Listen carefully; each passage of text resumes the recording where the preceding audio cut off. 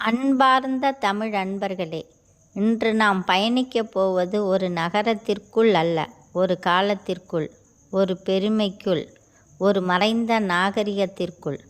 கடலும் காவேரியும் கைகளை கோர்த்து நிற்கும் இடம், தமிழின் பெருமை உலகுக்கு வெளிப்பட்ட இடம். அதுதான் பூம்புகார் என்ற காவேரிப்பட்டினம்.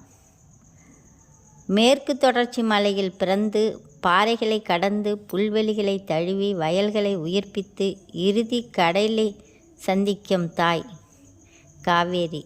அந்த காவேரி கடலில் கலக்கும் முன் தன் மகுடமாக வைத்த நகரமே பூம்புகார்.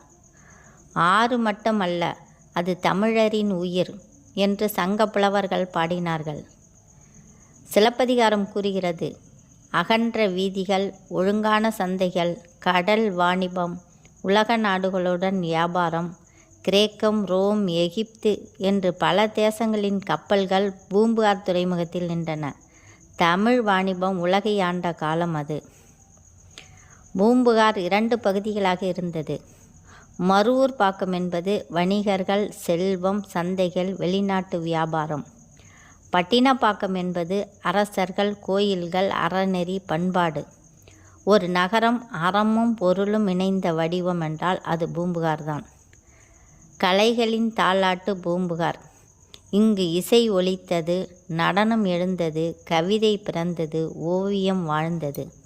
பூம்புகார் ஒரு நகரம் அல்ல, அது ஒரு திறந்த கலைமேடை. அதனால்தான் சிலப்பதிகாரம் போன்ற மாபெரும் காப்பியம் இந்த மண்ணில் பிறந்தது. கோவலன் கண்ணகி பூம்புகார். கோவலன் செல்வத்தில் மிதந்தவன், கண்ணகி பொறுமையின் உருவம். அவர்கள் வாழ்ந்த நகரம் பூம்புகார். மாதவி நடனம், மக்கள் கூட்டம், அரசின் பெருமை அனைத்தையும் கண்ட நகரம் இது. கண்ணகியின் கண்ணீர் கூட இந்த மண்ணில் விழுந்திருக்கிறது. கடல் கோளால் அழிந்த பூம்புகார். ஒரு நாள் கடல் தன் அமைதியை இழந்தது. பேரலை, கடல் கோள், நகரம் மூழ்கியது.